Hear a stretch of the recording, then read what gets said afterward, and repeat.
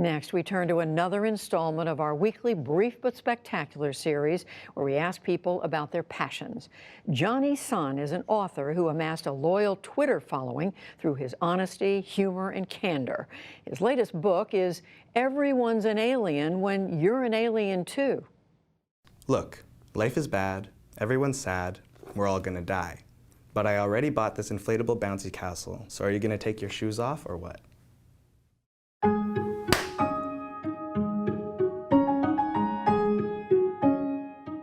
I think I've always grown up as like a shy, introverted, socially anxious person. I've always seen my Twitter account as like a personal account, and I've always been drawn to it as a writer for the fact that I'm able to be honest and open and vulnerable, I guess, in a way that I can't be in person.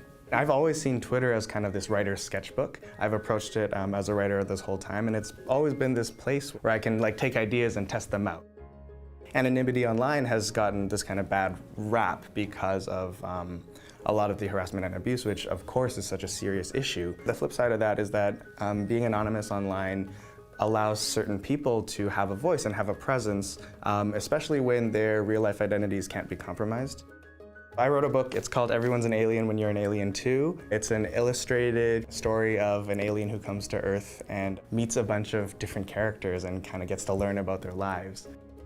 Another, I think, characteristic of the voice that I've worked on and developed through Twitter and in the book is this idea of kind of messing with syntax and grammar and kind of doing intentional mistakes and doing typos and stuff. And I think that relates a lot to kind of like postmodern movements of poetry and the Fluxus movement in the 60s and how these artists were taking the look of type on a page and using that to influence voice and to change the ways we read ideas.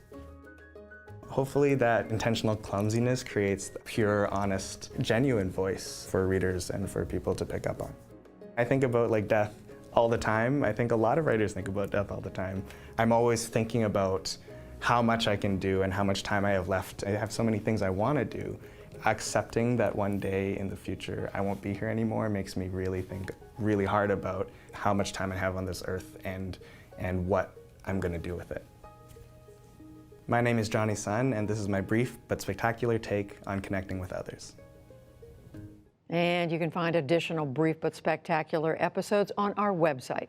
That's pbs.org/newshour/brief.